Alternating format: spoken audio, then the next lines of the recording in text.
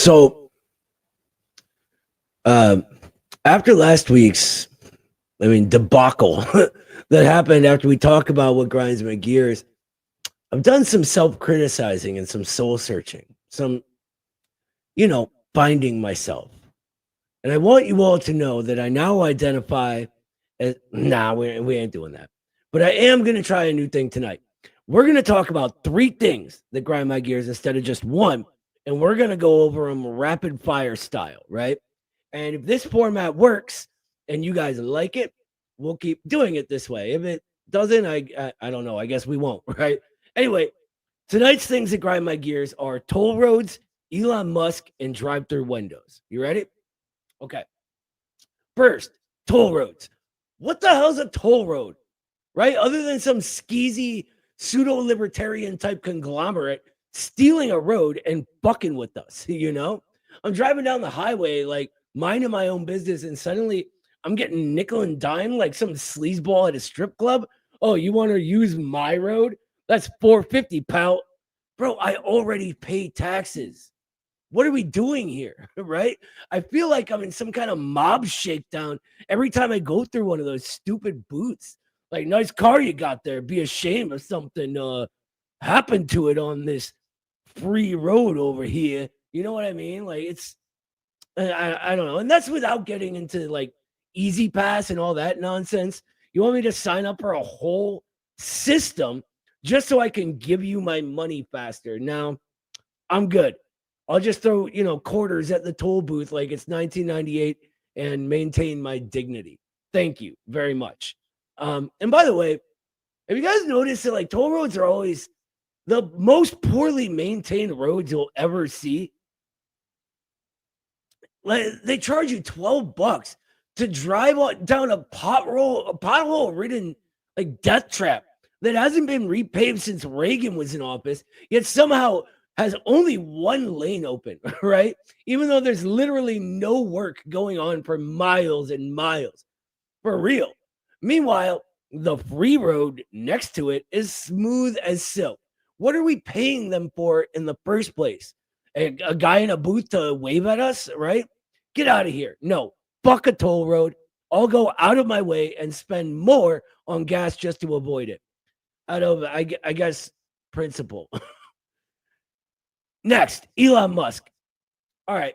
Musk is out here acting like he's like some man of the people all of a sudden after spending his entire adult life as a bum on government handouts who's never worked a day in his life. For real, this guy's only skill in the world is having a rich daddy. And I'm just not impressed by that. Look, I don't want to take anything away from the guy either, right? This move to shut down USAID is huge. But let's be real. That's mostly Trump, first and foremost, right? Second, they're revealing what the ACP has been saying since its reconstitution. And third, SpaceX was literally suckling on the USAID teat. Yeah, that's right. The same guy who's all like, pull yourself up by your bootstraps, peasants, is out here with his hand in the taxpayer cookie jar. And are we really, really going to believe that has no connection whatsoever to his sudden interest in lying to us about South Africa and the economic freedom fighters and Julius Malema? Like, bro, we're not stupid. We know you're involved in all this stuff. You're not fooling anyone, Elon. You're not some genius visionary. You're not Iron Man, despite the 1,000 memes that you post with you dressed up like him. You're just a guy with no skills and a rich daddy crying about an imaginary white genocide. The guy who pretended to smoke weed on Joe Rogan's show. Not impressed. Sorry. Thing 3, drive-through windows. Okay, this one is, look, I'm just sick of them. Every single time I pull up to a drive-through window, no matter where it is, it's like I'm in line for the last helicopter out of Saigon. It's 10 cars deep, and I'm sitting there like, how can it possibly, how long can it possibly take to put a crappy burger into a bag? But no, it's always some kind of big production, right? Oh, we're waiting on the fries, Noah. And I just worked like 65 hours today, and I'm like fuck. Fine, just give me the burger without the fries. I don't care, right? I'm about to eat my air freshener over here. You feel me? But Adolf Burglar, he's the guy who decides if I get fries or not. And he just makes me wait because otherwise I got to get my $1.50 back. And that's a whole nother bag of bananas. And I just ain't got time for that tonight. I just worked 65 hours in one day. So basically, I acquiesce to the dictates of Herr Burglar and wonder if my air freshener is, edible or not for a while, I guess. And this, all right, this for real happened to me the other night, right? So I'm sitting there, I'm waiting on my fries, right? And Burglar sends out one of his minions with him. But before he gets to my car, he stops and has like a full-on conversation with the guy in the car behind me. The guy who came there after me. Like, oh, how's your day going? Yeah, mine's good. Oh, you're out of ketchup? That's cool. I'll just wait here while you go to the store and buy some for me. Meanwhile, I'm watching from my rearview mirror, right? And I'm just like, dude, this burger was a bad idea, right? Like, okay, so toll roads are a scam, right? Elon Musk is a liar and a lazy bum who's never had a job, even though destroying USAID will be awesome and drive-thrus are a disaster. Life's just one big inconvenience, right? And we're all just trying to survive it. But hey, at least we got each other, right? Under communism, we will make sure burgers always come out on time.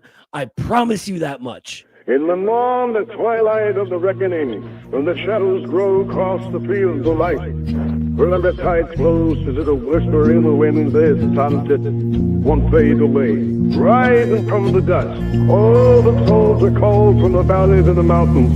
They stand tall. The time is to come to face the truth and find the narrow path that is drawn by faith's light. The red tide's rolling and revealing the sin. Under the moonlight, the judgment begins. Rise from the ashes, let redemption unfurl. It's the end of the line in this broken world. On Judgment Day we see the light, a golden path shining bright.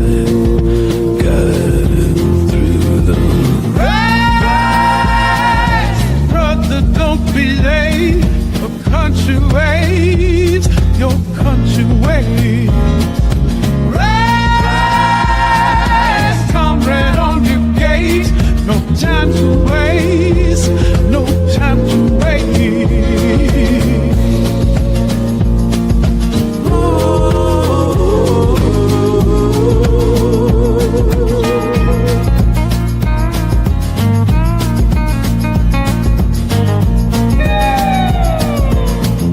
Rise, brother, don't be late. On your gate, your country waits.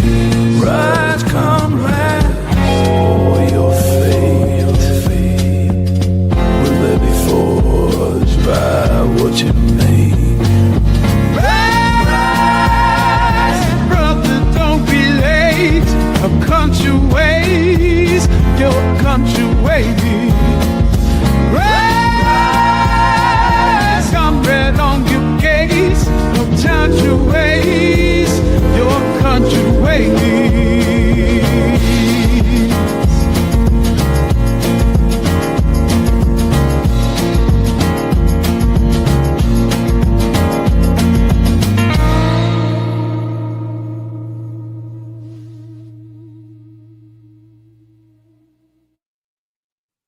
What's up, everybody? I'm Noah.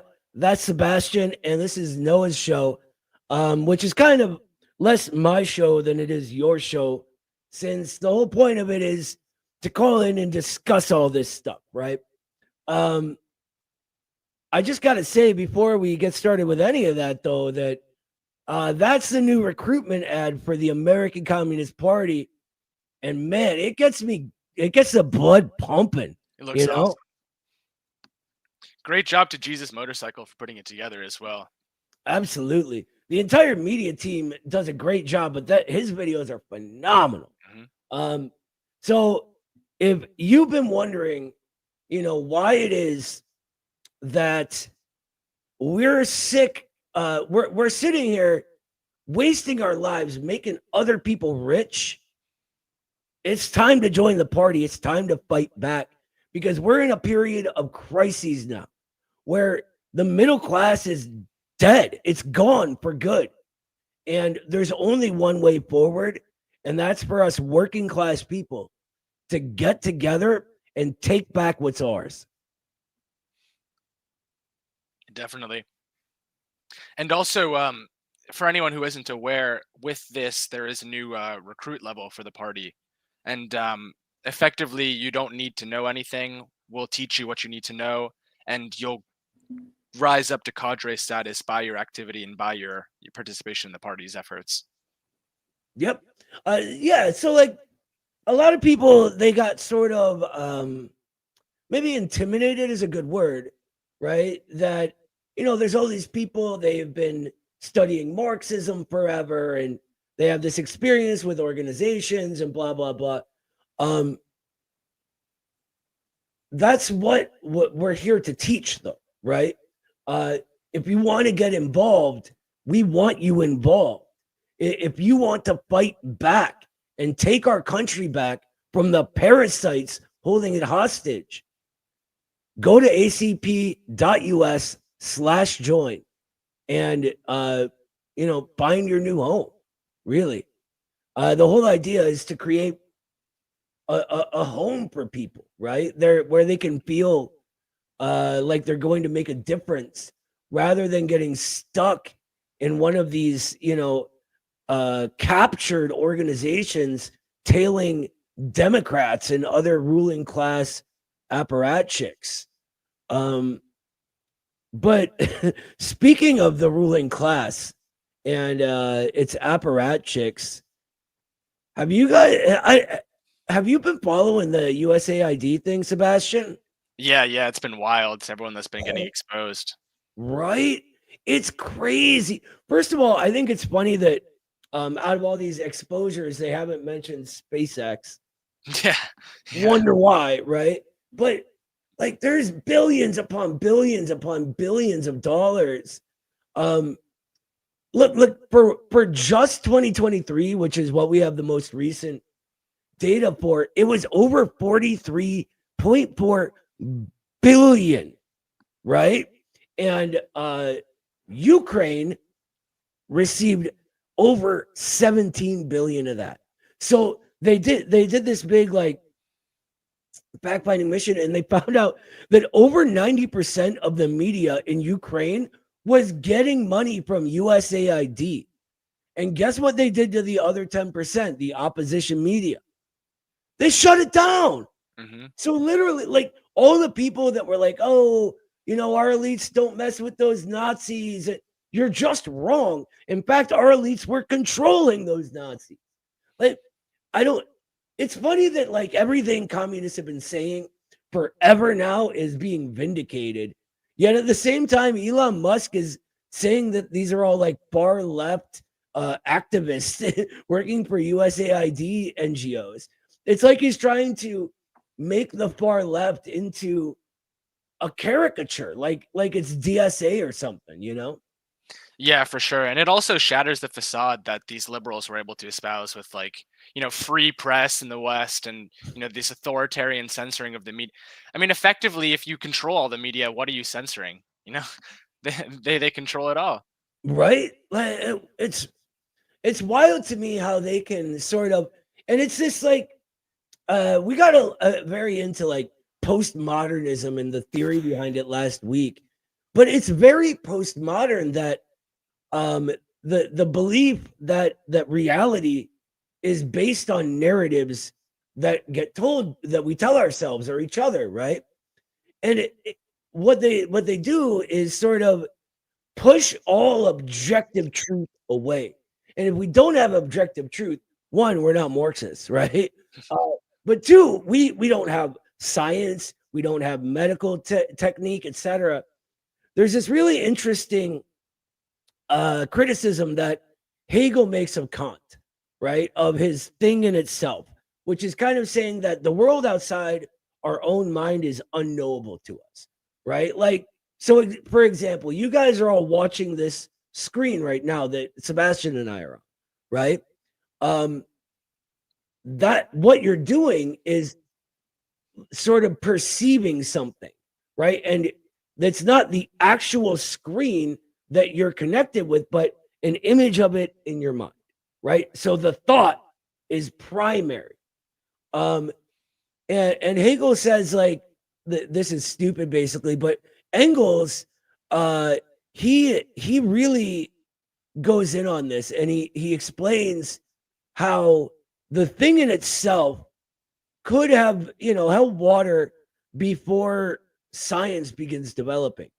But once we have knowledge that is tested in practical activity, like the theoretical practice of our knowledge, we take a thing in itself and make it for us. And he uses the example of the madder root, right? And the madder root, M-A-D-D-E-R, they used to use it, they'd grind it up to make red dyes, right?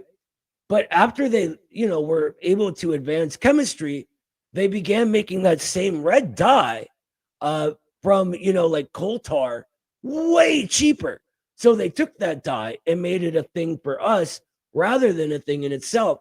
Objective reality gets proven every time we do that, right? And so this notion that reality is based on stories is really embodied in the way they just lie to us about everything.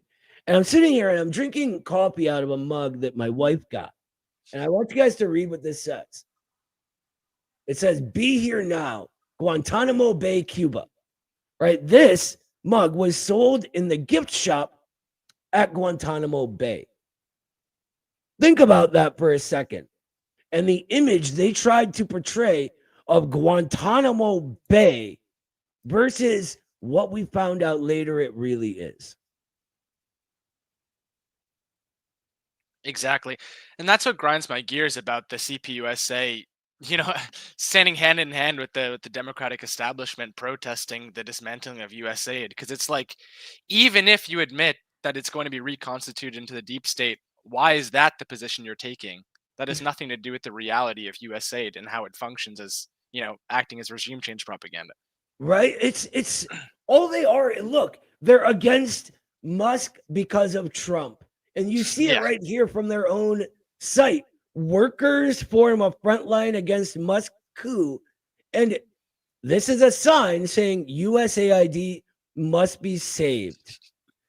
Save USAID, save lives. They're pretty much telling you exactly what they are right there, guys. And look, we're going to get into all of it during the show tonight. So, yeah, I mean, stick around. I think we got some good calls lined up, and we're going to get to it.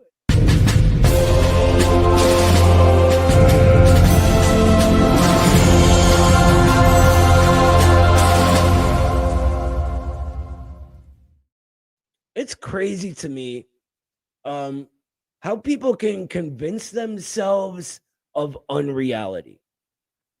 It's just that it's everywhere nowadays.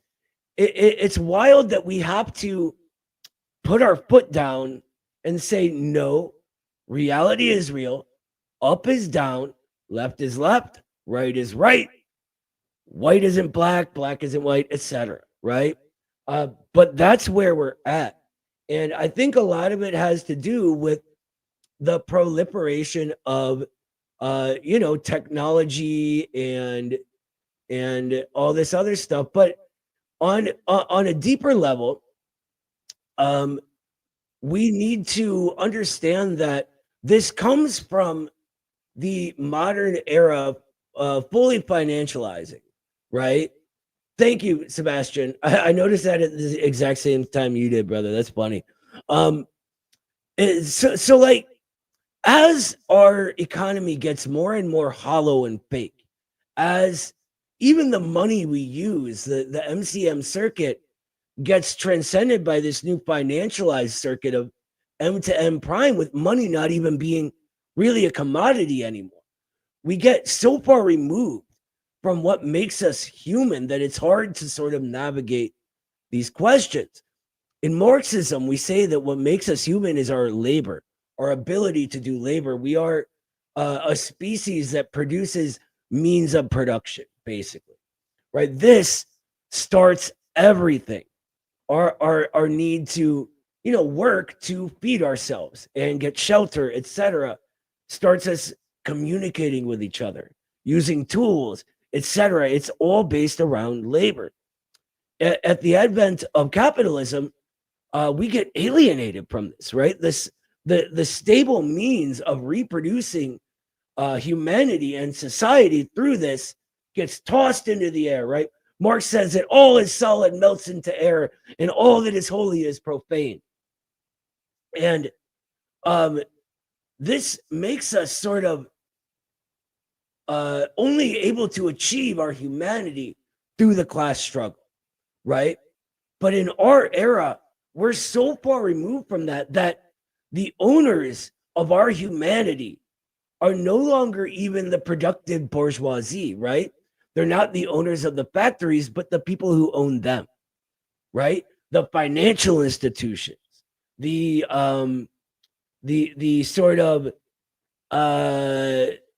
cartels that become supranational. Anyway, that's where my head's at today. But let's see where your guys' heads are at today. We're gonna go and share my screen, and that should do it, I think. Who's our first caller? Oh, before that, hold on. I want to make sure we get to these. We got Comrade K, a new member. Thank you so much. Popers gives a membership, and Matt gives a membership. Thank you, guys. Scoop those up if you're not members yet, because they go quick. Yeah, let's go on to our first call of the night. Who is it, Sebastian? The first caller is Fabian, and he just wanted to generally discuss the USAID situation. Awesome. What's up, Fabian? How you doing tonight, brother? Oh, I think you might be muted. Are you muted? Oh, let me mute. Sure.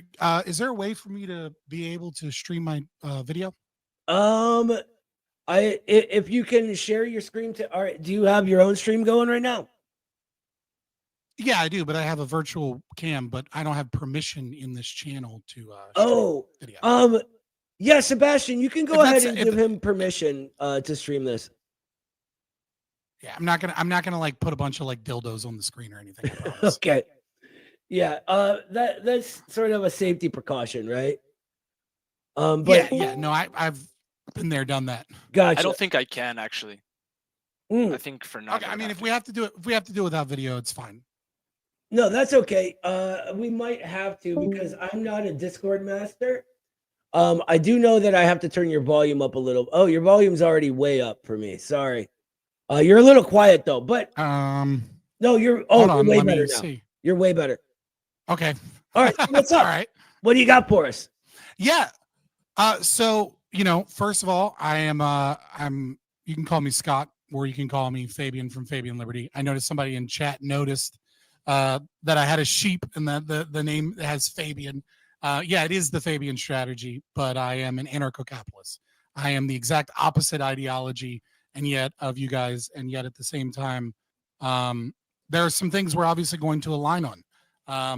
And USAID is one of those things I really wanted to talk to some communists about it, right? And the reason, and you can check me out, Fabian Liberty, on my YouTube or X or whatever. The reason I really wanted to talk about it is because it seems to me that communists have a deep understanding of the issue of USAID in a way that almost everyone else doesn't. And the right is kind of waking up to the problem of USAID, and they have a complete lack of understanding of the actual problem here, right?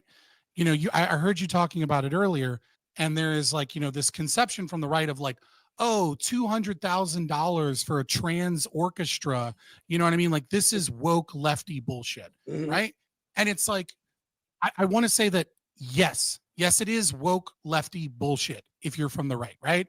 But you know, I'd mentioned this to you before on Twitter. I think you saw, right? Like that the right has no concept that like classical Marxists are vehemently against the Frankfurt School, critical theory, neo-Marxist, Marcusian kind of side of things. Mhm. And what the right doesn't understand is that these people are invested with the World Economic Forum. They're invested with the billionaires. They're invested with, you know, these NGOs aren't funding tranny orchestras because they love trannies and orchestras.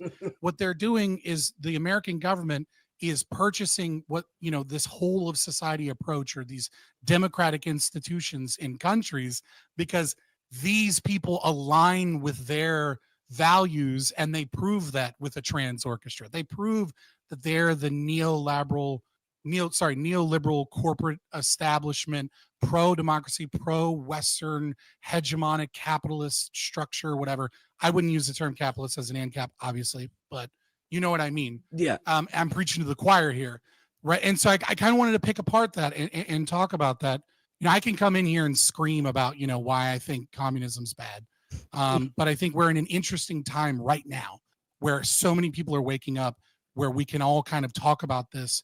And it seems like the educated libertarians, few that they are, and the educated communists, few that they are the only people that actually understand this fucking problem. Yeah, I think you made a lot of good points there. And I think you're right that we're in this new era. And for us, from the Marxist perspective, it's a revolutionary era.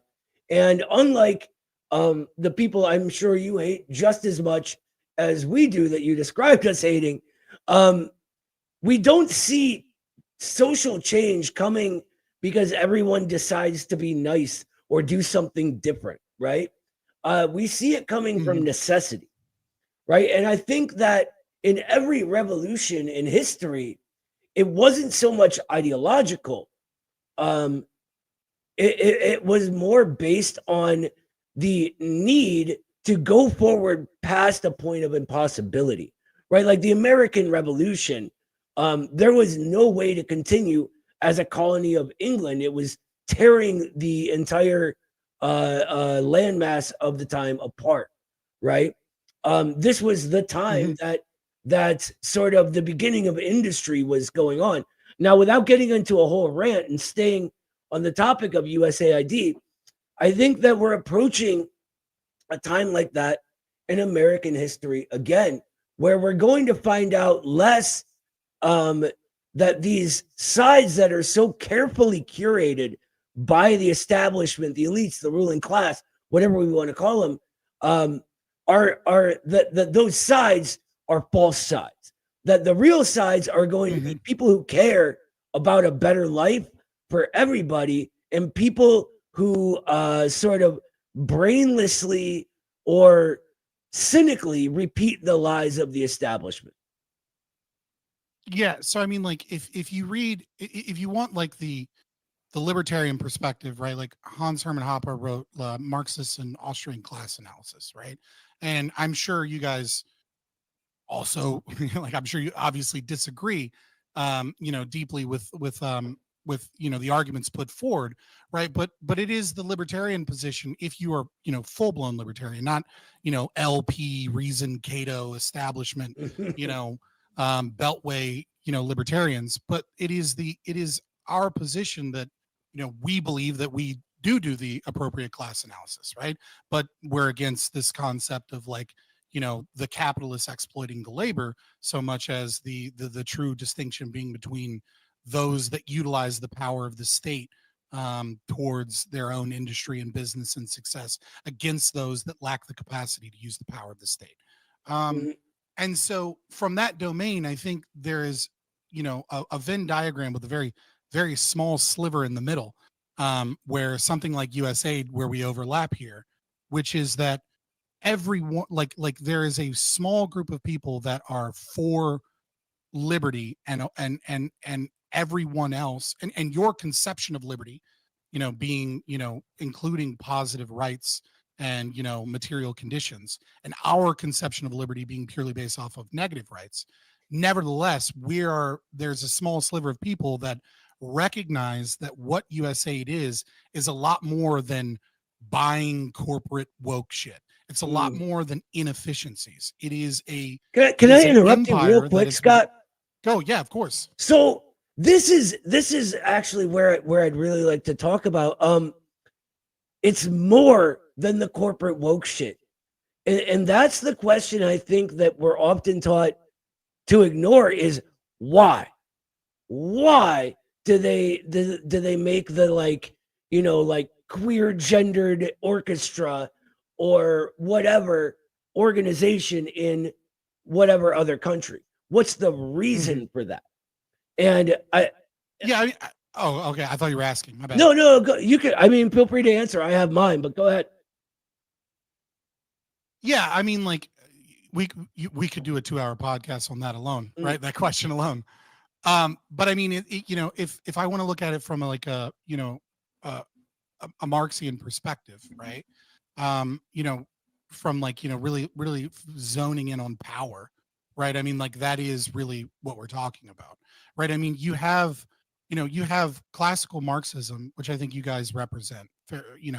Forgive me if my terminology from an outside, changes the name of it to some degree, right? But you have which is primarily and solely focused on class consciousness and the power differential between the bourgeoisie and the proletariat, right? And then you have the critical theory perspective, which is presumably about kind of like Gromsky's prison papers, like, okay, the revolution failed because there were all of these institutions that stopped us, right? Like the family, gender, race, religion, all of these other things that like created the reactionary that was incapable of adopting class consciousness.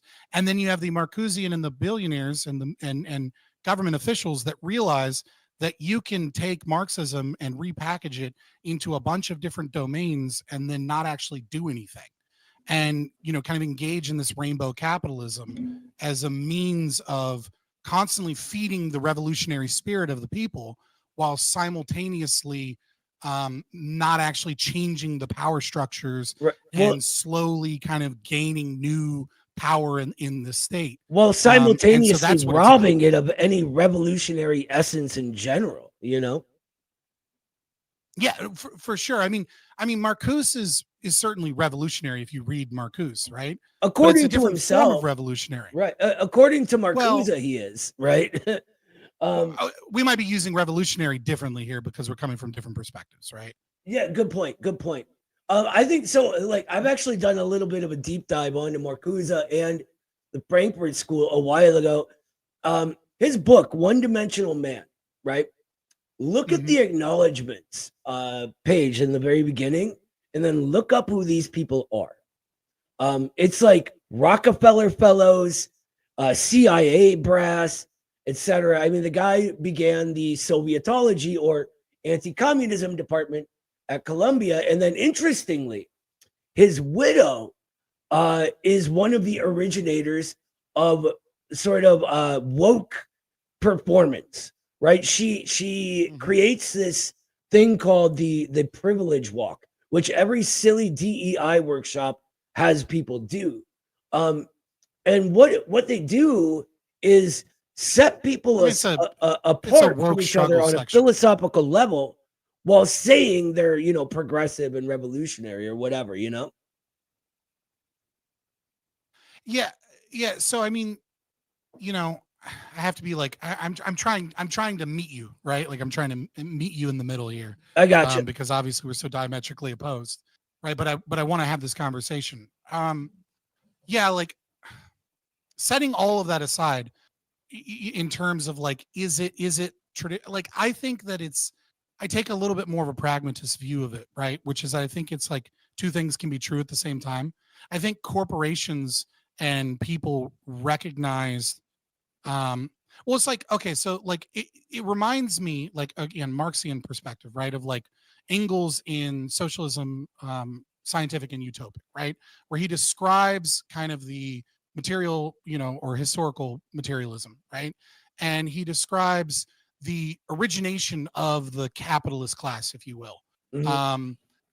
Because the landed gentry, the nobility are like, there's this, if you're a Marxist, right, you're presuming there's an inherent contradiction, right, that exists here between, that power being lorded over the bourgeoisie, and and then there's this burgeoning kind of contradiction coming to a head because the industrialization and the merchant class begin to gain power that really can't be contained in the traditional landed gentry sense, right? Right. There's this new player. And so there's this synthesis of that power, right? Which is the creation of the modern kind of economic system that we're dealing with, right? And so to me, if I'm doing a Marxian analysis, right, I'm looking at it less that Rockefeller is, funding and creating, neo-Marxism and critical theory, et cetera, and more that the billionaires and the, people that are, in charge, and the CIA and all these other institutions are recognizing that there is this threat of communism to the power, to the power structures. And so what we will do is we will kind of prop up and help this kind of friendly communism, if you will, right? This Yeah. communism that says that we got to look at race, we got to look at gender, we got to look at all these other aspects of our society and kind of, utilize systems to slowly bring about equality of opportunity, et cetera. Yeah, Right? So I don't know let me so much interrupt it's like an you invention again, of them. Scott. We Thomas Braden, one of the CIA agents that was sort of in charge of these type of programs, right? Like funding things like the Frankfurt School. He called it creating a compatible left, right? Like if they needed to have a left, they needed one that was never going to be a threat to their domination of the social order. Mm-hmm. So I got a question. Sorry, I'm for you, watching, and sometimes you're on a lag. It's fine. Go ahead. What's your question? Yeah, no, that's okay. Sorry, it's a weird. It's the apps sometimes don't align properly, But so I have a question for you on sort of how to view things, not through the sort of old industrial analysis and the major conclusions of Marx and Engels, which for me still obviously hold water, but I think our new era requires more analysis. For us, we see financialization. Yes, you need to become an ANCAP. Yes, agreed. Well, it's funny because I've had ANCAPs ask me if I'm an ANCAP so many times because, look, I'm a red-blooded American guy. I'm all about freedom and liberty, and the reason I'm a Marxist and a communist is because I see Marxism as a way of understanding change, and communism as a way of getting that freedom. But I want to ask you something about this changing society and where you're at regarding that, because we see financialization as being the new power. So rather than the old industrial or productive bourgeois class, right? The actual owners of factories that the factory owner is not the power player here. Yeah. Right. We now have financial institutions that are many steps removed from actual commodity production. Well, the real ruling let's class. link this back to USAID. Well, yeah, that's exactly where I'm going. The real ruling class has nothing to do with commodity production anymore. In fact, they go to an M-to-M prime circuit, right?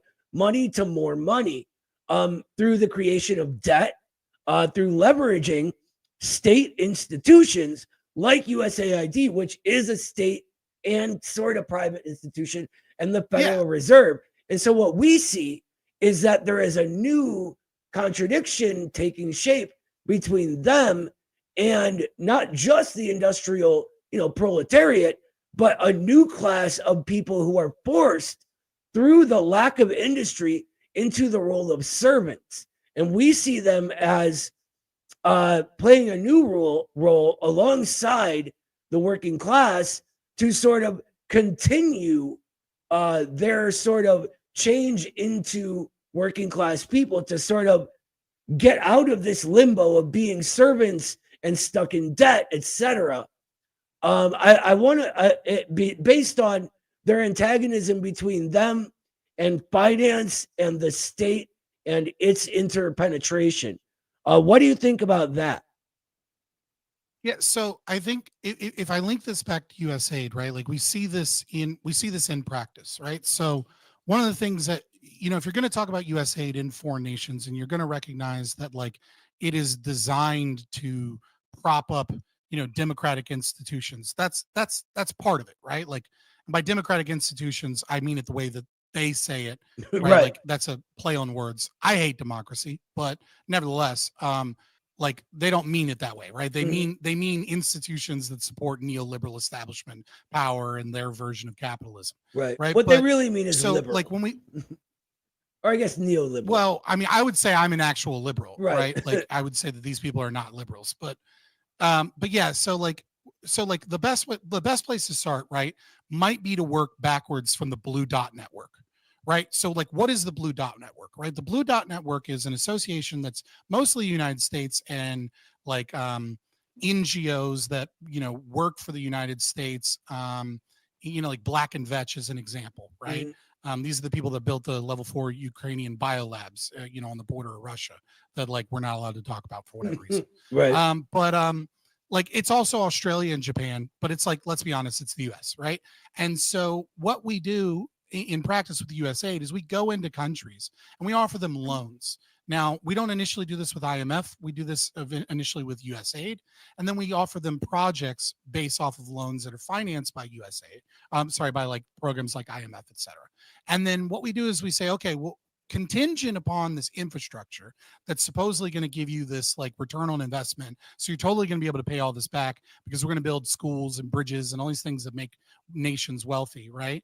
And so, but you can't just like use your own people, right? Like how dare you third world country, like give your own people jobs and educate and train your own people to build infrastructure, because then you wouldn't be dependent upon us to build your infrastructure. So you got to make sure that the company you use is 3 dot certified from Blue Dot Network, right? And so what we do is we put them in a debt cycle, and they can't pay this debt back, and then we wait until the Federal Reserve increase interest rates.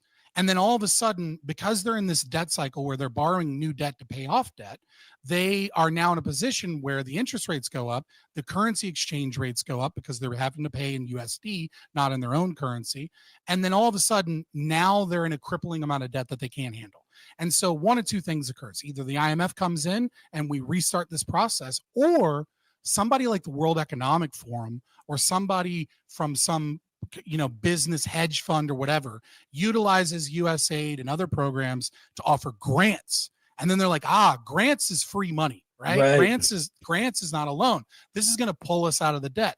But see, the thing is that this grant comes with all of these strings attached. You can see this in 2014 in Ukraine when Volodymyr Zelensky comes in. And the moment he comes in, like USAID, State Department, Comenco, you know, like all these CIA kind of, funded, fronts come in and they put together this memo that says like, oh, here's like 14 fucking red lines you can't cross.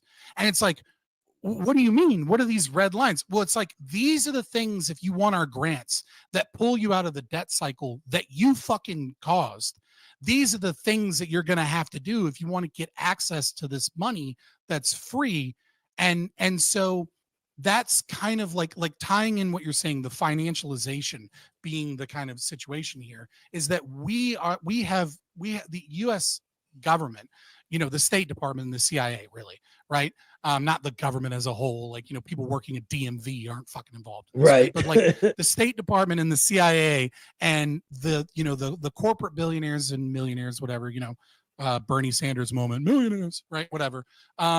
You know, they're NGOs and all these well-connected people in this web of bullshit have created this system in such a way that they utilize the power of financing growth in developing nations as a means to slowly put them in insurmountable debt, enrich American corporations and government contractors, And then the only way out of that is to then become a client state of the US or Western kind of situation, and become, anti-Russia, anti-China, anti-Belt and Roads Initiative, right? Et cetera, et cetera.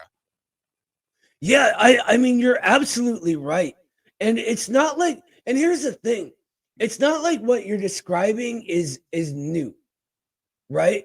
There have been like commies have known this for 40 fucking years, because you've been the direct targets of it since 1948. Right. Well, exactly. I mean, this is all, it began as an anti-communist campaign, right? But really, after the fall of the Soviet Union, it becomes anyone who will stand in the way of the American deep state. But I mean, there are multiple books by people who were doing this, sort of explaining what they did. There's John Perkins's book, right? The Confessions of an Economic Hitman. He was working for these people. Great book. Fantastic. I actually got to meet him once and shake his hand. It was great. But he actually explains literally how they groomed him to start doing it, and what he would do to get people to acquiesce to what really ends up, like you said, a spiral of compounding debt. There's a great line that Michael Hudson used to say. He said, "The debts that can't be repaid won't be repaid." And so we're in this situation where I think you're right. At the beginning, you said that, like MAGA people, the people who consider themselves conservative, right wing, etc., they're getting their eyes open to this, right? And it's stuff that you guys and us have been talking about for decades. And I wonder, why none of us, well, I have a feeling on the left, why we haven't been effective at sort of exposing this kind of thing is because of all the infiltration and the fact that ACP is a relatively new thing, and we are dealing with kind of the wokes masquerading as left for so long. But I wonder, aside from that, why we haven't been able to get the word out about this properly. And it's, you mean to the right? Yeah, well, all of us in general, like people that what I rather than making a distinction between left and right, let's say people who care. That's my question, because it's a very well-known fact, but it's like this seems to just be hitting people now, Well, so I think there's a couple of barriers to entry, right? The first barrier into entry is the CIA inventing the words conspiracy theory, right? So like that's your first barrier to entry, is that, the moment that you start to talk about this is the moment that your family, your friends, your, like you go on Facebook and you're curious about something and they're like, okay, you're a conspiracy theorist, et cetera, right? So there is, and so financial institutions very famously are very good at making things public and making things known, but making them known to where you have to connect the dots.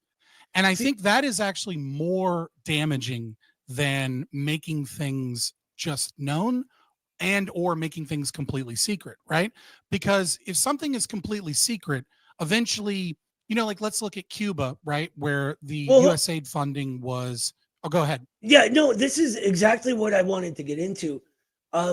Because it goes back to like this sort of kick up. I've been researching queer theory and gender ideology for a paper I'm writing, right? I know a lot about that, brother. We should have a conversation about that. That would be fun. But I'm writing a paper on it's sort of reactionary origins and all the pedophilia and all that. But what it all comes back to is postmodern theory, right? And the notion, above all, which is, I mean, to put it in a nutshell, Halperin, to put it in a nutshell, that that narratives are what creates reality, right?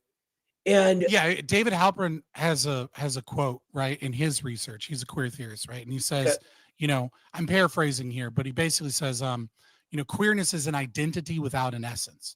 And what he's saying is that queerness is is not about adopting a gender identity that's different than other people's gender identity. Rather, it is a process by which to, and so it's a neo-Marxist position, right? It's a perversion of class, of class struggle into gender struggle. And so the idea being that you are adopting queerness because it is against heteronormativity, not because you're born this way, right? The lie, the neoliberal lie, is born this way, born this way. But the when you get into the academics of the queer theorists, it's actually gender abolitionists. It's to destroy the entire institution of it. And so it's similar in the sense of Marxism, right? Where the end goal is the destruction of class, right? The end goal is a great equalizing effect amongst it all, right? And so their idea is, instead of class consciousness, you're going to get gender consciousness. You're going to become conscious to the fact that gender is fake and that gender is only held up by those in power that maintain heteronormativity, et cetera, right? So it's a perversion of Marxism, and an attempt to utilize the same strategy, philosophically speaking, right, to engage in gender abolition as a whole. Right. I would actually, I'd quibble a bit with any similarity, because I would say that, like, Marxism, the observation of class struggle is just a part of materialism for Marxism, so that, like, these things, they are perverting the sort of Marxist structure of interpenetration, but they're getting wrong the abolition as if it's like an object or a subjective action they can make, right? Like, but for us, it's more that the objective and subjective are constantly changing places, right? Like they used to say that communism was the object that becomes its own subject, right? I wonder though, like, and I think you're right that the people who say, I mean, like, you could stretch reification right into this process, right? Of course, like, I think, or they would, you know what I mean? Well, yeah. Before, and who I was reading recently was Jacques Derrida, right?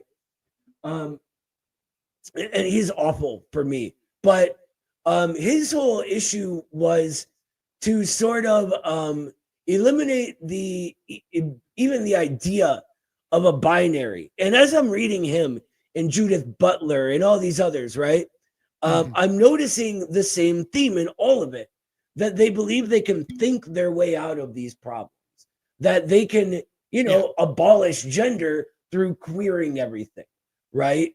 But I think it's interesting because you really said something that resonated with me, where this goes through the sort of media narrative machine, and it becomes, oh, you're born this way, rather than being a conscious action that the fake revolutionaries would take. Right. Well, they're in direct contradiction to each other, right? But Right. I mean, it's almost kind of like, I'm gonna be a little insulting here. It's almost kind of like a Leninist kind of like approach here, right? Like a dual power kind of perspective. I know you would probably take great issue with that, right? But there's a shield here, like, like a kind of, there's the lance and there's the shield, right? There's two kind of domains here, right? Where there's the palatable kind of like neoliberal version being sold, and then there's the theory version, right? And the theory version is gender abolitionist and against the concept of identity and against the concept of everything, like the ultimate goal, right? And then, like, there's this normalcy sold through, the neoliberal establishment.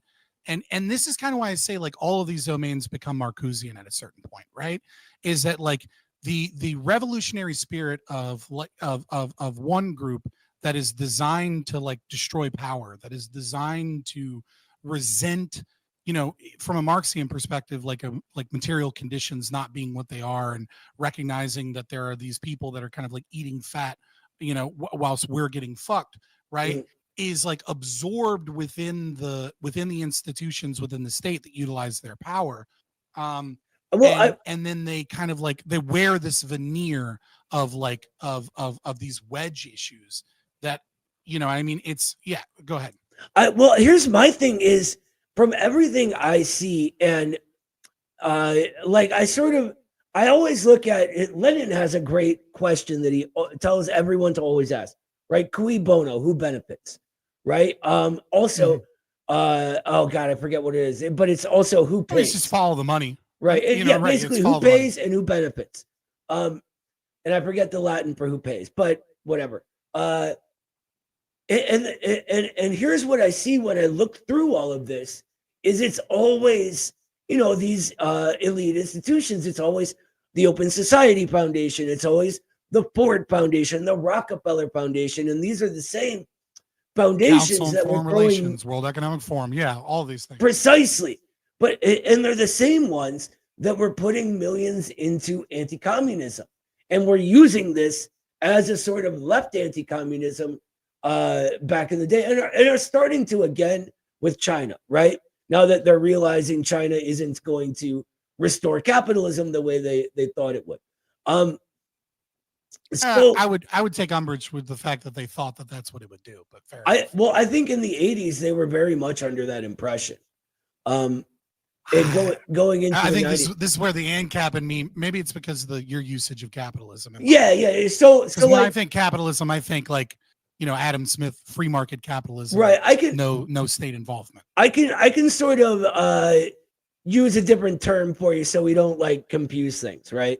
So I can say I'm with you. I can say monopolism or crony capitalism, whatever you want to do, right? Right. Or state capitalism, even whatever it is, they sort of, this is what they thought China was going to play ball and they didn't. And so it's interesting to me to watch a sort of ideological marker change, right? That after what we call the Civil Rights Revolution, right, in 64, 65, you sort of begin seeing the first parts of this change, but it really hits its zenith when the new generation comes into like sort of itself, right? When millennials become the predominant generation that grew up after this. So they carry these ideological markers from after the Civil Rights Revolution. And what I see is just the changing form of bourgeois ideology into this wokeism, but it's still using all of the same institutions. It's just that the form its dominance and control takes is changing, right? So now rather than using like blatant white anti-black racism as a main source of faction, they use whatever hip woke thing of the week it is, right? You should have seen this guy last week who was screaming at me and calling me a fascist for just explaining queer theory, right? So this is why I think it's important to read and understand Marcuse, right? Because philosophically, this is what it's Marcusianism, right? Is this you know, this idea where instead of the revolutionary spirit being one of, I'm trying to couch it in, in the friendliest. Yeah, no. Here, I'll explain it from our perspective, and then you can go on. We would say that the revolutionary spirit is already objective within the proletariat and takes on a unique form in the time and place it arises. Right. So Marcuse is, if you look at Marcuse as like a set of, which you probably shouldn't do this, but sometimes it's a good lens to look through things, right? Like the right always looks at socialism as a set of policies, right? Which is because they don't understand what socialism is at all, right? But like sometimes it's good to look at socialism as a set of policies, right? Not to say that you ought look at it that way predominantly, but sometimes if you're trying to understand a brand of presumed socialism, right? You might consider Marcuse like not to be socialist because it's not true or whatever, right? Like I would take the more extreme view where like I look at everything as socialism as an ANCAP, right? But nevertheless, like if you look at that brand, I mean, real quick, or not socialism. I just want to interject. Like I have no problem with criticizing other forms of socialism, right? that aren't communism. Oh, I'm sure. Yeah. Okay. Good. Yeah. I'm like, sure. Marx does the same thing, you know. Well, I'm also streaming, so I also have to like make certain things known to my chat. Oh, I got you. I got you. Yeah. So because my chat is full of mostly baby libertarians and liberty-minded conservatives, not somebody like me that used to be a Marxist that actually has read, right, literature. So sometimes I have to do these like little asides. I get you. Yeah. So the reason it's important to understand Marcuse and understand that philosophy is that's what we're living in, right? We are living in because what Marcuse is kind of doing is he's using this almost like, I don't want to say religious, but it's very close to religious belief, right? That like the state is God, that the state. So instead of like socialism being, a transitory kind of like Stalinist kind of like low communist transitory state where the state takes over the means of production for the proletariat, right? Right. In the transition towards communism, right? Like he's looking at it like, look, your betters know better than you. And democracy is this beautiful thing, right? And so what's going to happen is democracy is always like self-improving, and the march of progress is always for the better, which is wild, but whatever. And so like the concept here is that like we're going to get like our democracy, our government, and all these things, they're going to get better over time.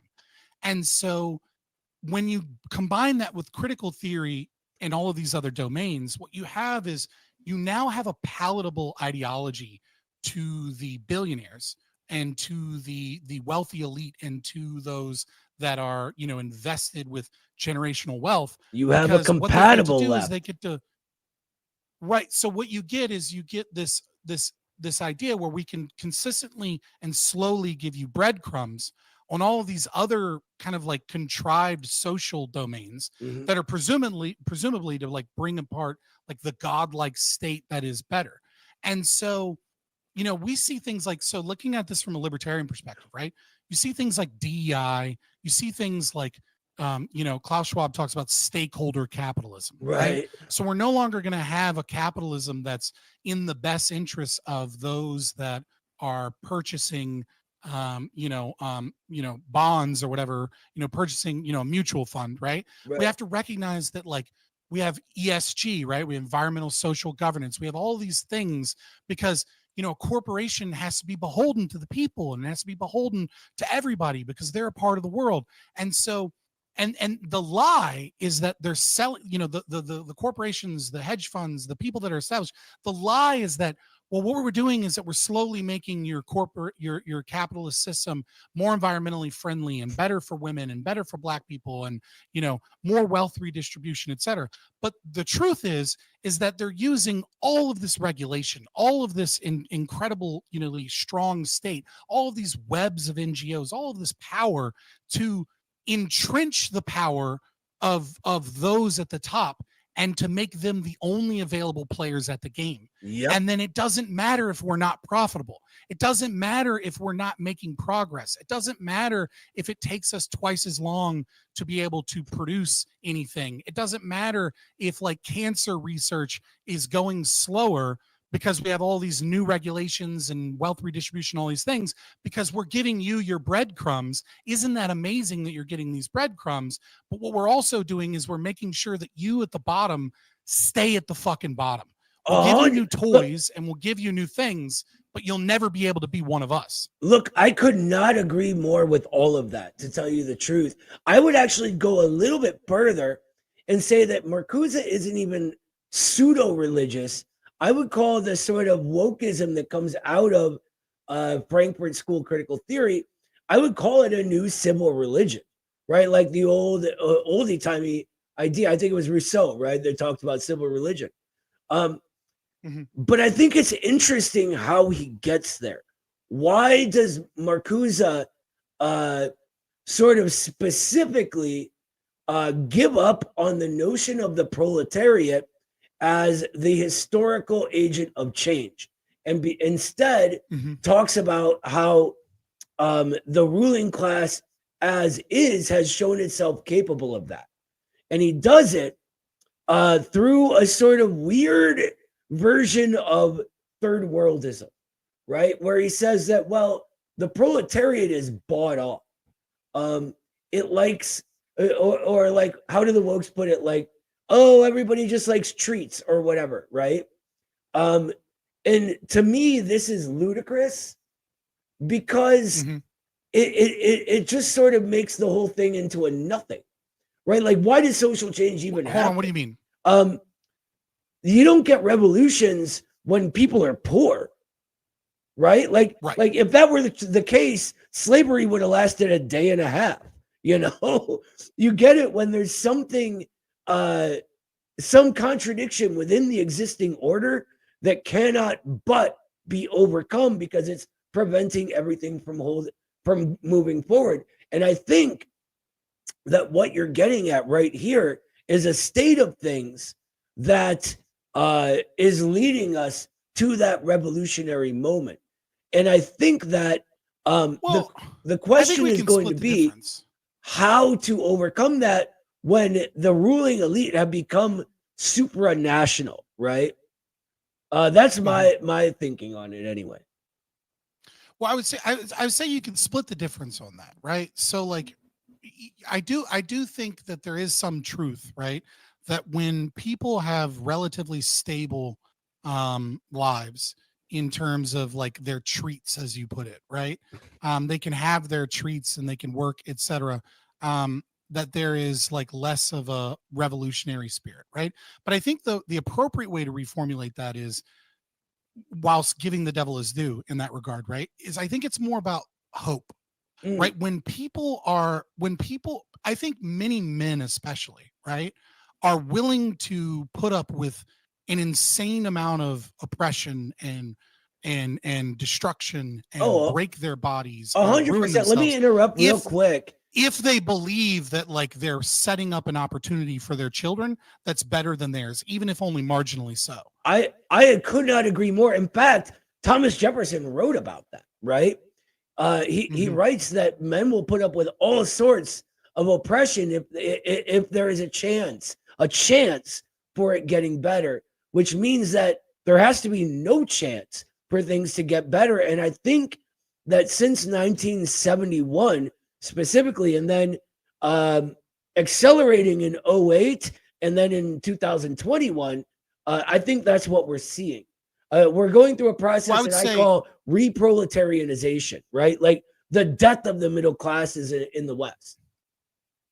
Yeah, I would say like the 1980s Gen X, right? They kind of rode on the coattails of a society that was functioning well, right? And so like it like they lost that hope, but they kind of descended into nihilism. Because they were living in a world where they still had all their treats and had all their fun, right? But the millennials come in, you know, speaking like from personal experience, right? Like, you know, I tried to get a job, you know, graduating high school, and I graduated high school in 2009. You know what I mean? And so millennials kind of had two paths at that point, you know, which was, you know, go into a labor market that was utterly devastated, and in a housing crisis and all this other stuff. But like, it doesn't really matter that much because you're young. You're not thinking about buying a house or anything, etc. Or you can go into this lie that was sold to us, which was, you know, we'll just go and get a college degree and then take on all this debt. And then when you get out, like your labor is going to be super valuable, right? And then millennials are kind of the first generation that got out of college or, you know, have been working for a while. And yeah, the sweet treats that capitalism gives, right? Because, you know, the cost of production is constantly going down because capitalism is a system of which you can you know, it's the best system. It constantly has to revolutionize the cost itself. of labor. Right. It constantly has to revolutionize which is good. itself, which is where I tend to agree with you that what we're living in now can't be called that. It's like financialism, something like that, where we've sort of stagnated on that end, where the prices themselves of labor and commodities are pretty much planned. It's just playing in whose interest is the question. Look, Well, here's why I disagree just a little bit. Let me push back just a little bit. Sure. Right? Is that like capitalism, insofar as we have something that is capitalistic, right? We have a mixed market economy, right? I am a full-blown capitalist. You are a full-blown anti-capitalist, right? But capitalism, insofar as it exists right now, has done an amazing job of reducing the increasing the value of labor, right? That has done an amazing job of taking an individual factory worker and increasing their output to such a degree that TVs don't cost 10 grand, they cost $200, right? All of the knickknacks are cheap.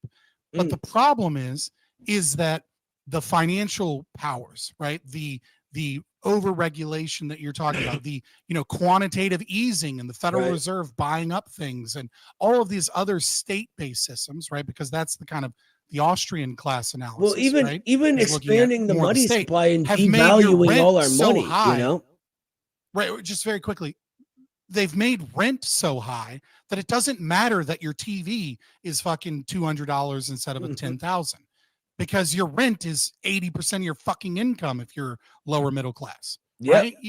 So it's like the knickknacks are there, but I think we're almost talking about two different domains of the economy.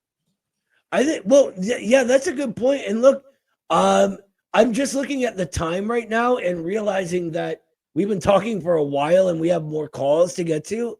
But this has been really good. We should have another conversation sometime, maybe set something up just to talk about wokeism. What do you think? I'd be more than happy to reach all the way across the political compass.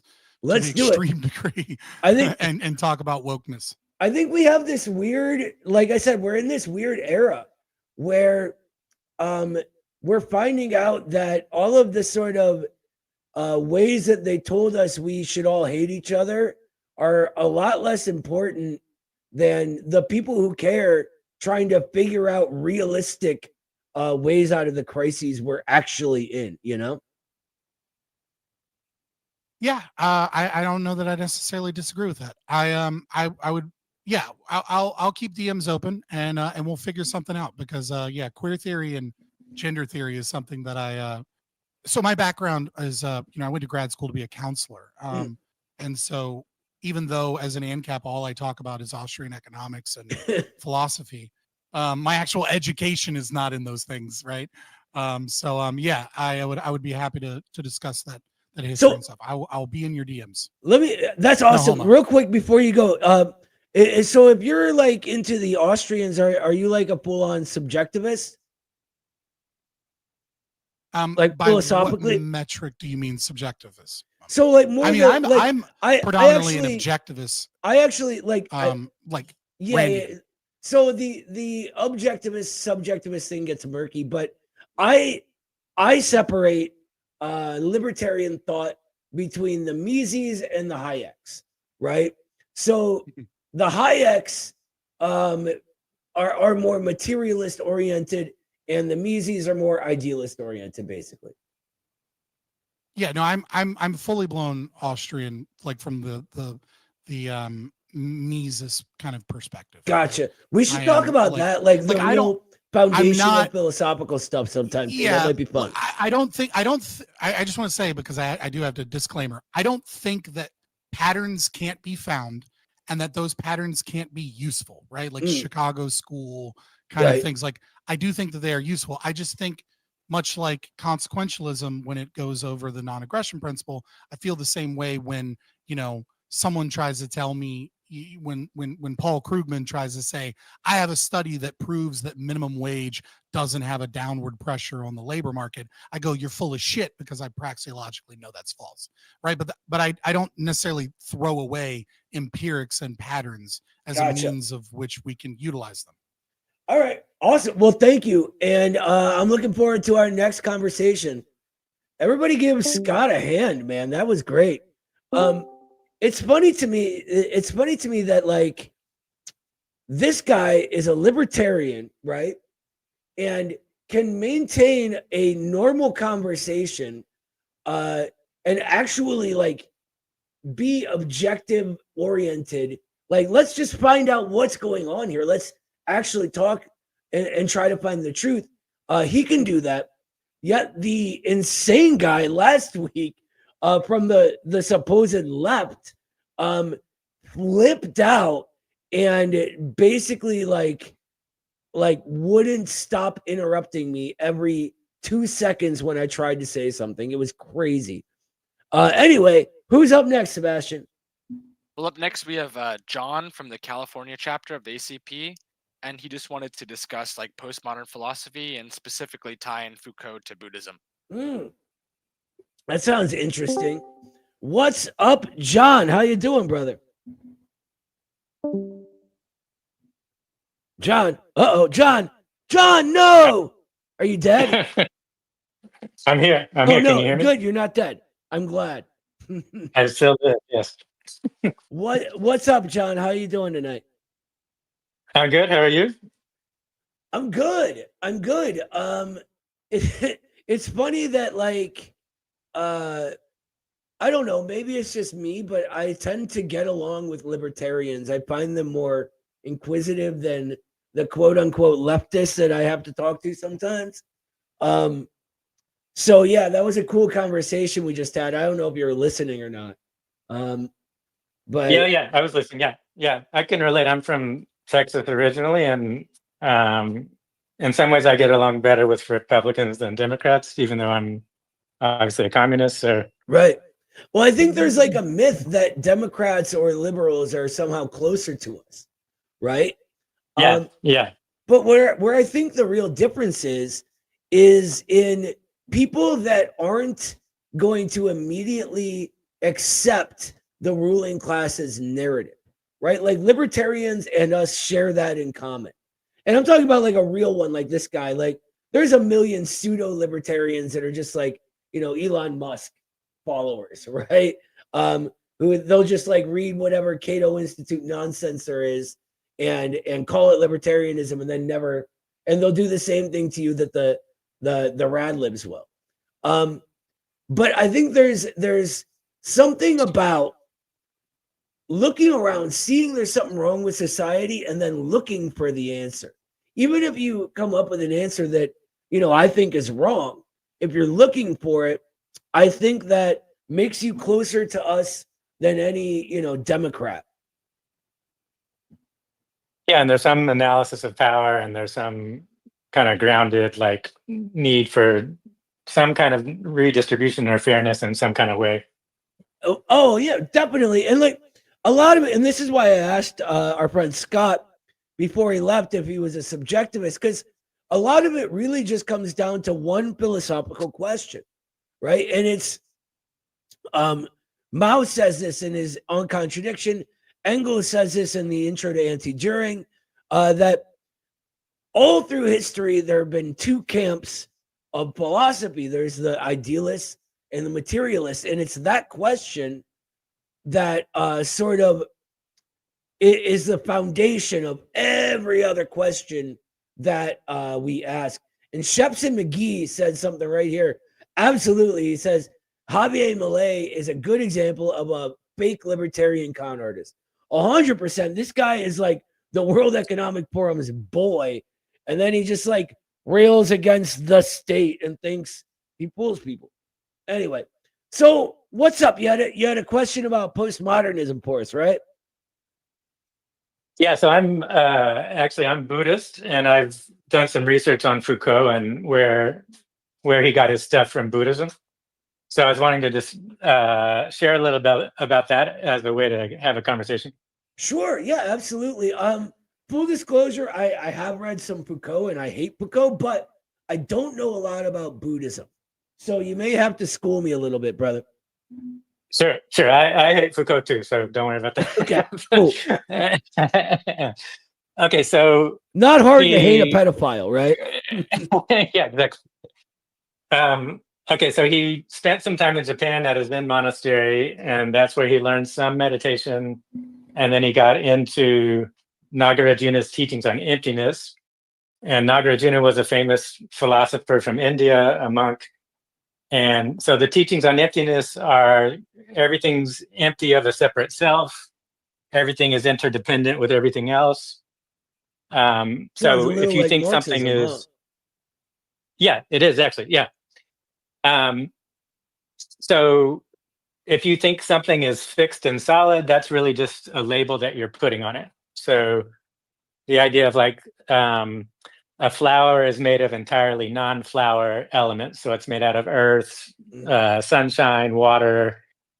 So you can't find the individual essence in the flower. Flower is just a label that we put onto that phenomenon, but the phenomenon is empty of its separate self. I got you. So like, Okay. so in Buddhism, you're saying that everything is everything else. And I mean, scientifically, that's sort of correct, right? Like our cells are constantly, or even the atoms are constantly changing places. Cells are growing and then decaying, and we're growing new ones. Things are decay, like the plant itself, the flower would be decaying, becoming earth, and then making a new flower that's also that same thing at a different time. Is that what you're saying? Yeah, that's what Nagarjuna was getting at, and Okay. I would say that's Buddhism as philosophy. Whereas I would argue early Buddhism is more yogic spirituality, and it's more like mindfulness of breathing and the body, breath energy, and if you're a monk, you're preserving your sexual energy and transforming that into breath energy. Then you take the breath energy and transform that into spiritual energy, and then you use that to have a spiritual awakening. So that would be more yogic spirituality, whereas Nagarjuna it's more philosophy. But originally, he was a monk, so you can use his teachings in meditation as part of that yogic spiritual process to bring about a spiritual awakening. Okay. Or it can just be a philosophy that you discuss. And yes, it does. If you look at the world outside of you, it is a way also of analyzing the world outside of you. So Foucault learned that. Yeah, go ahead. I don't know a lot. Like I said, I don't know a lot about Buddhism, but from what you're saying here and some other things I've picked up over the years, it seems actually very similar to dialectical thought, right? And it's interesting to me that Eastern sort of revolutionary currents have picked up on dialectical thinking a lot easier than Western ones, right? Where, like, for example, in the US, the old party here did some heroic stuff, but there were theoretical issues all along, right? Where we were sort of inexpertly applying Soviet conditions to ours, right? Trying to look at the makeup of the American people the way the Soviet peoples were made up when we were just in a different particular situation. And that's a flaw of their dialectics, right? That's not understanding universal and particular relations correctly. And I wonder if this sort of Buddhist history and even Confucian teaching in China, right, lends itself easier towards dialectical thinking in the East. Yeah, I would say for sure. I think the Han Dynasty, was built on Confucian philosophy and also Taoist philosophy, which has a lot of similarity to the Buddhist philosophy, which is very, like we're saying, able to talk about dialectics. It just kind of comes naturally. Right. Whereas the Western European, we got into all the theism and then all the complicatedness of Christianity and that. So when Christianity developed its scholasticism, it was all very complicated. Whereas the Chinese, it was already grounded in reality. And so then the scholar officials within the Han Dynasty, they were already into Confucian and Taoist philosophy. And so that Chinese scholasticism was already grounded in what we could say are dialectics.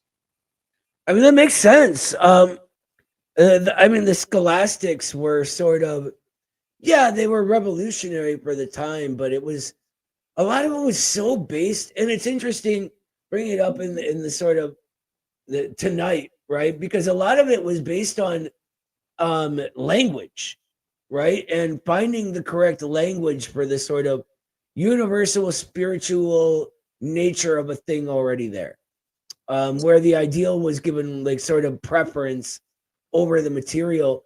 Ilyenkov, who is one of my favorite thinkers in all of history, we sort of jokingly call him the last Soviet Marxist at the Institute.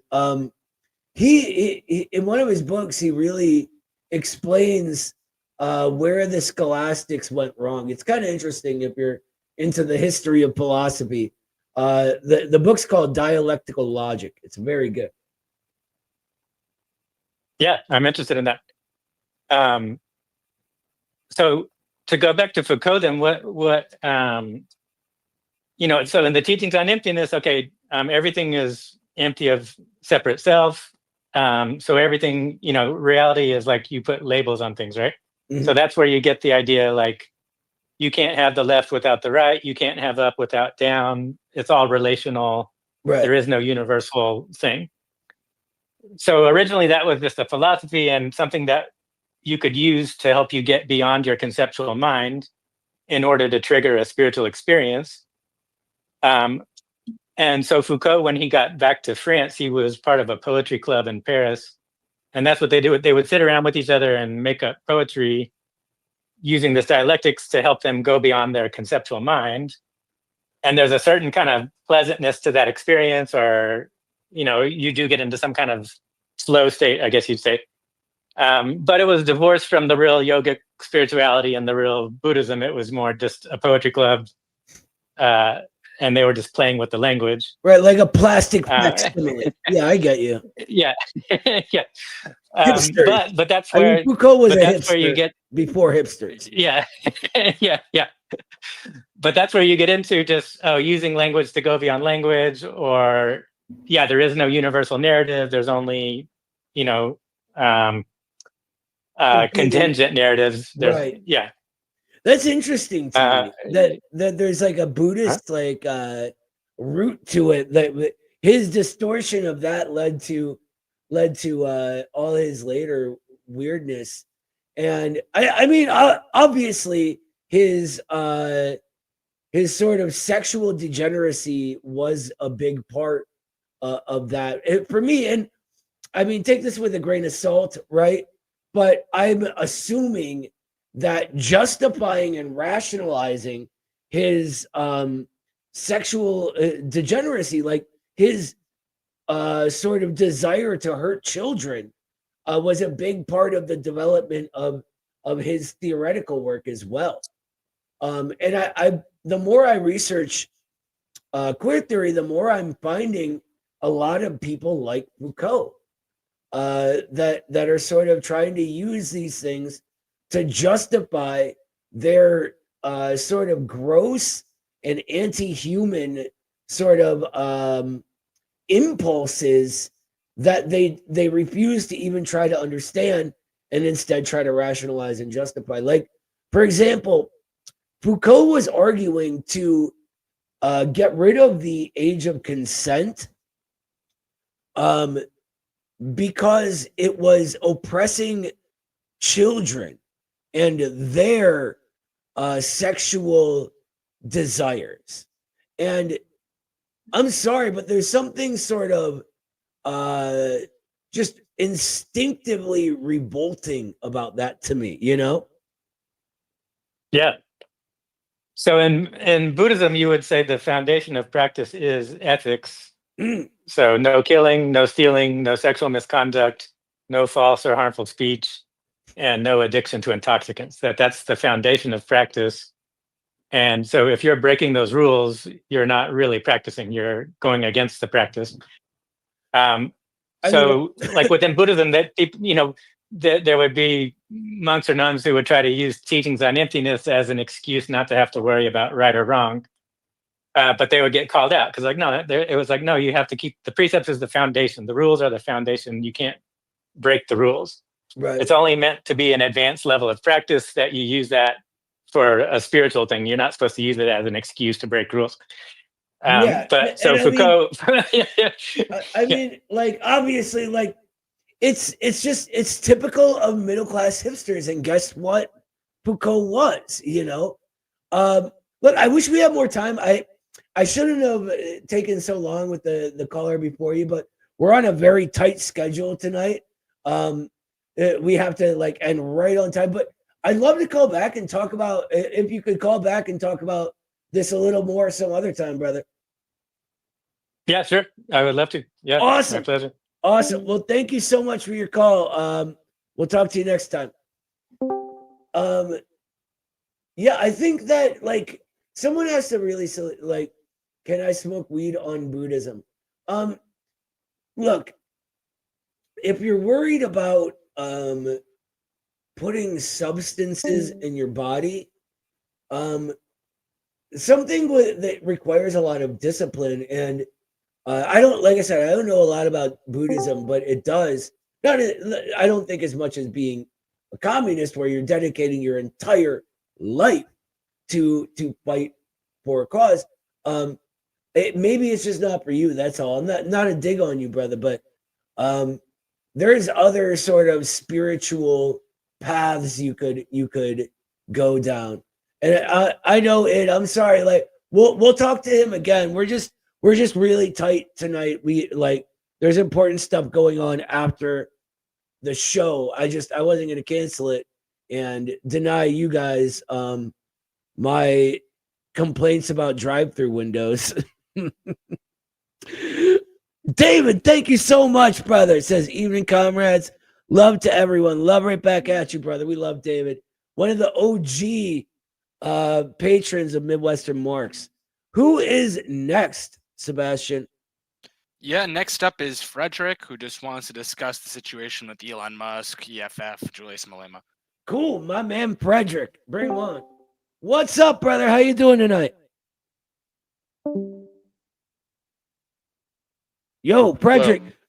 I'm getting this feeling that like maybe like people don't hear me when they first come in because I keep immediately thinking they died while I was waiting for them. I don't know what that says about me, but probably something weird. Don't psychoanalyze me, please. Anyhow, what's up, Frederick? What's up, man? Oh, hold on. Before you go, Poper's with another membership. Thanks, brother. So what's up? You want to talk about Julius Malema and the supposed white genocide, right? Yeah, and Elon Musk basically crashing out. Oh yeah, we guys saved the white elites in South Africa. Right. Dude, did you see he's like all over X, straight up like lying? Yeah, and not just that, but like saying? his Zionist friends are like also pushing it. Like is, there's this one woman that's been on my radar for a while now. It's this Iranian girl who claims to be a Jew. Okay. Who escaped Iran or something. Oh, she escaped? Now lives.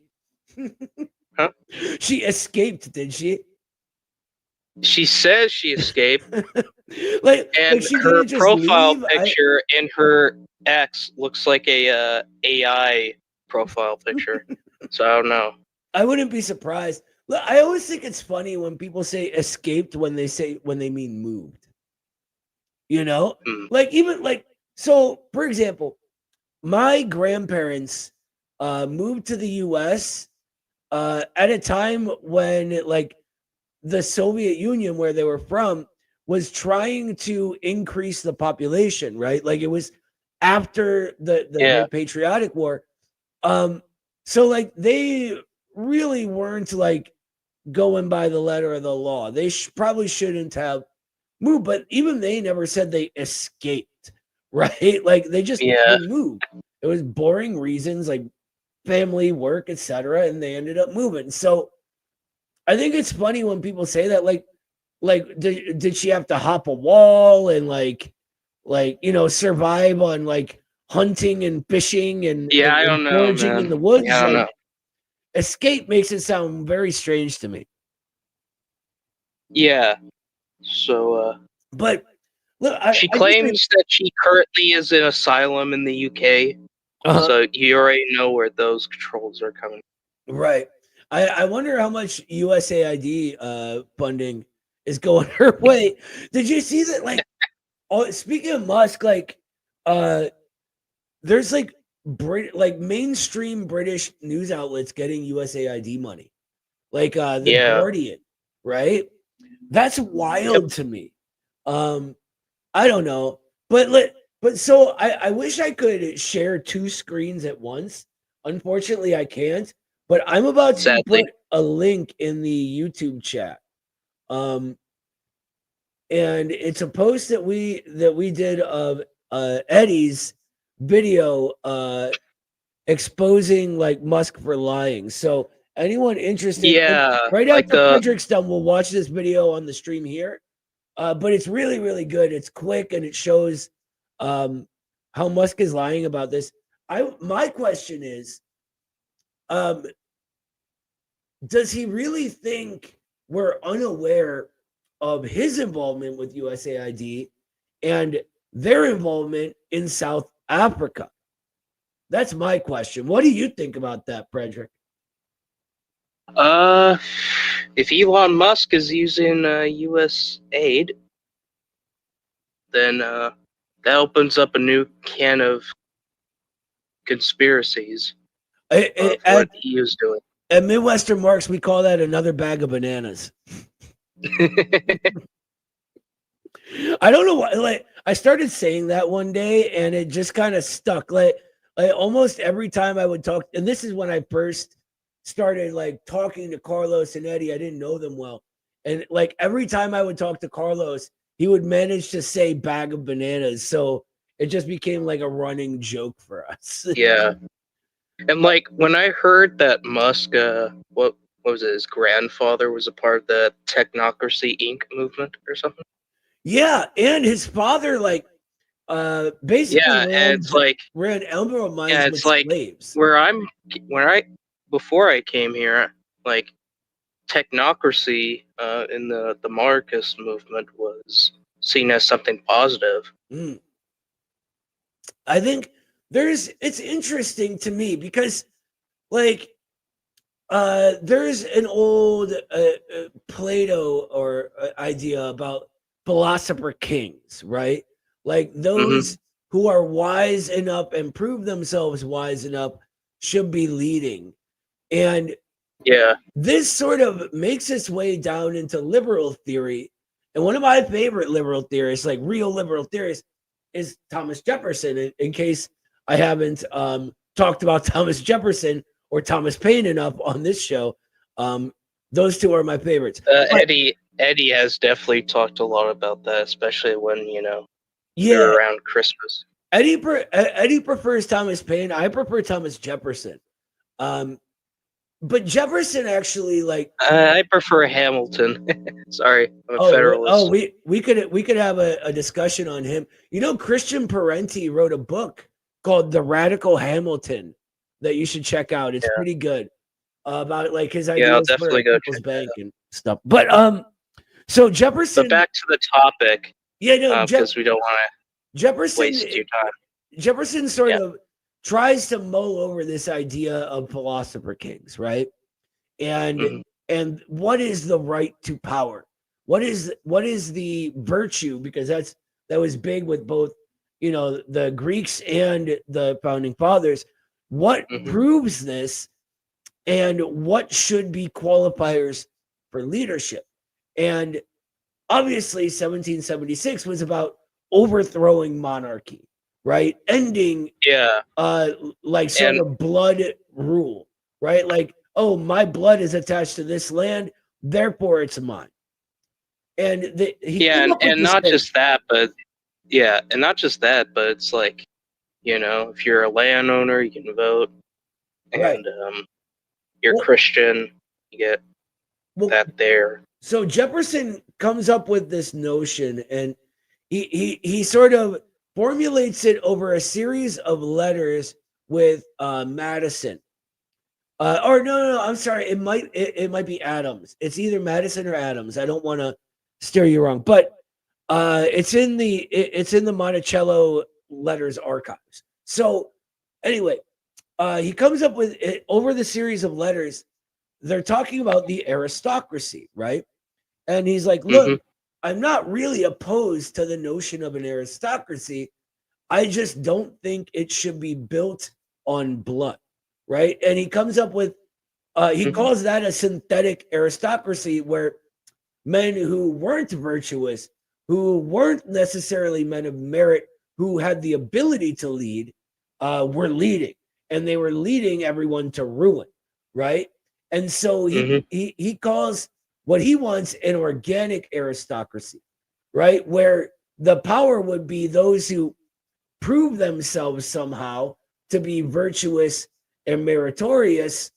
They will be the ones leading. And this is what gets him to his notion of sort of decentralized democracy, right? In like every small area running its own affairs. And the interesting thing is, this is a more utopian version of what becomes like people's democracy and Soviet democracy, right? Just without the added component that in order to enforce that, you need a strong central authority. Yeah, aka a strong state, but as Hawes put it, one that's, not bloated, but one that's, that actually works. Yeah, it has to be big and small at the same time, right? So basically like in the middle. Right. Well, it has to be both. And it has to be both centralized and decentralized. Like the reason the little guy in China actually is able to start their own business if they have a genuinely good idea and move their technology forward is because the state is there enforcing that and preventing monopolies from taking power the way they have here. And so we were talking to this libertarian guy earlier, and this is where he and I would disagree, but I would say that like necessarily we have to take that into account, where we had, the capitalist market without preventing monopolies, and we saw what happened. It became what we have now. And then we have the socialist market, the communist market, and they do prevent the monopolies, and we're seeing them thrive now. Yeah, like we're currently living in an outdated mode of production. 100%. You didn't see this before industry because Could not agree more. All right, we're running up against time. You got anything else for us before we go? So thank you, Michelle, by the way. Thank you. Another membership. Oh, and thank you, about Amos, local politics. Go ahead, Frederick. Sorry. Yeah, so about local politics, I've been going to my local town hall meetings, doing basically like my own party work, I guess you could say, because this is like before, the whole recruitment drive stuff. So sure. So I was arguing with them, especially the mayor, about the downtown area. Okay. Because that's where most of the local businesses are. And I shared my ideas. And they said that they can't really do much about it because it's basically like a historical area. Meanwhile, there's a building that was built. It looks pretty modern for one of the paper fill factories, health type stuff. Okay. Because I live near a town where there's like a paper mill, and that's where we get most of our revenue from. Gotcha. Okay. So it's a good thing they're still there. Otherwise, my town would become a ghost town. Yeah, no kidding. And bringing industry back is so monumentally important. Because look, it used to be like one or two factories would be the lifeline of a town, right? I live in Cleveland. I think if I remember, like a teacher of mine from high school, she talked about how before, all this, like the downtown area was pretty bustling,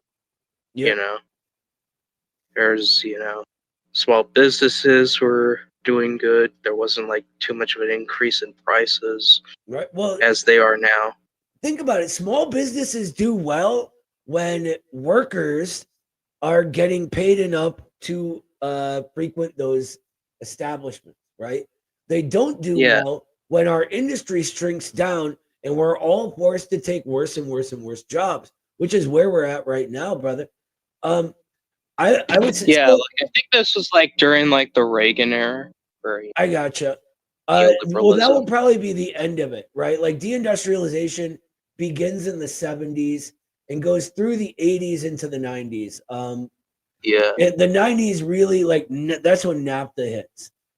And NAFTA destroyed the remnants of it, man. Yeah. And the idea is to bring that industry back because there's nothing else we can do at this point, which requires an entire revolutionary change. Look, I wish we weren't out of time, but we are. Before we go, though, so the issue of zoning and historical buildings can be important, but I would look into the laws in your area about what can be done with historical sites like that. Because sometimes it turns out it's more than they're letting you know. Yeah, because I was looking at this one area because there used to be a bank there, like a little bank. There was like these buildings that would have looked good for like housing. And like we could have made that into apartment buildings. We would charge rent. The city would make some money off that. Cool. For like a fixed rent.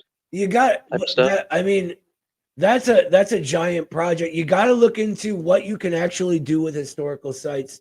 But yeah, we always love. I've been looking at like redoing the insides of the building. Right, I get destroying like the brother. We are so like behind on time, and I got to do one more thing.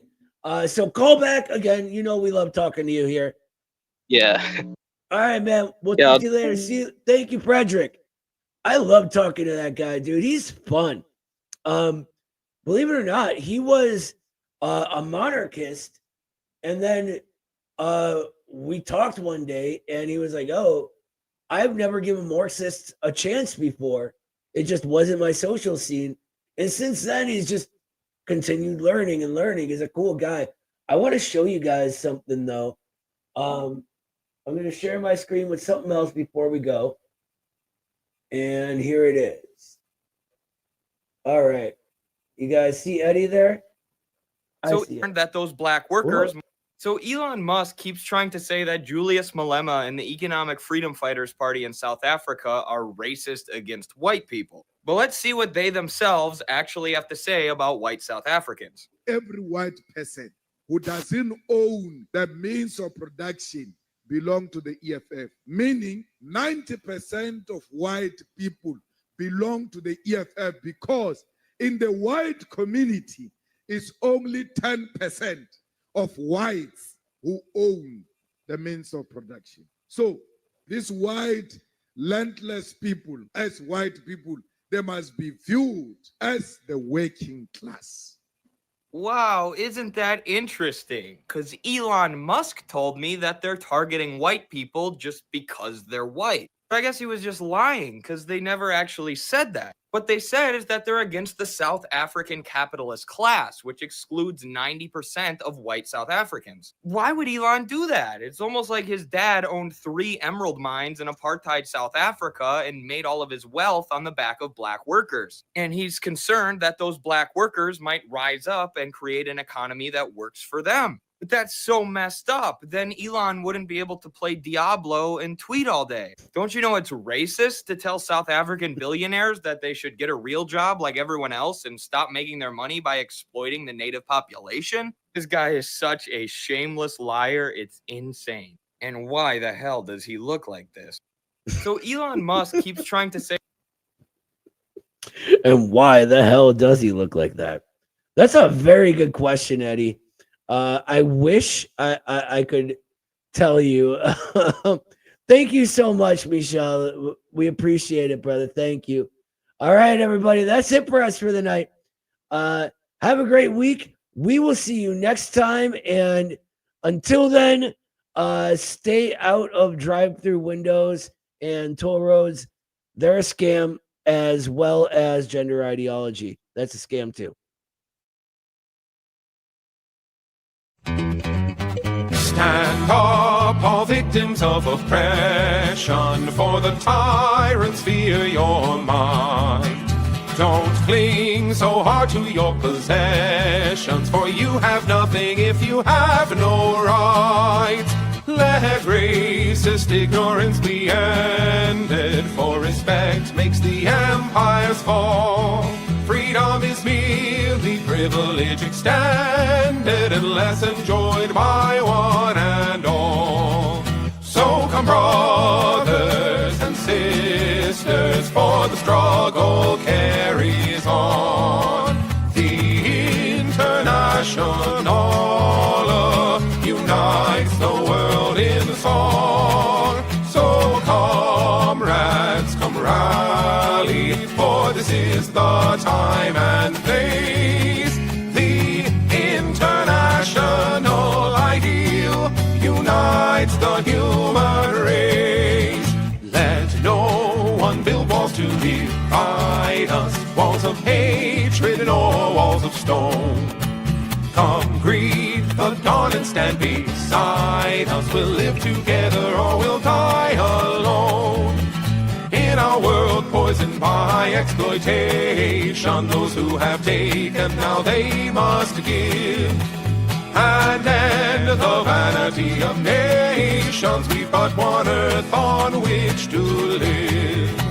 So come, brothers and sisters, for the struggle carries on. The International unites the world in the song. So comrades, come rally, for this is the time and place. The international ideal unites the human race. And so begins the final drama, in the streets and in the fields. We stand unbowed before their armor, we defy their guns and shields. When we fight, provoked by their aggression, let us be inspired by life and love. For though they offer us concessions, change will not come from above. So come, brothers and sisters, for the struggle carries on. The International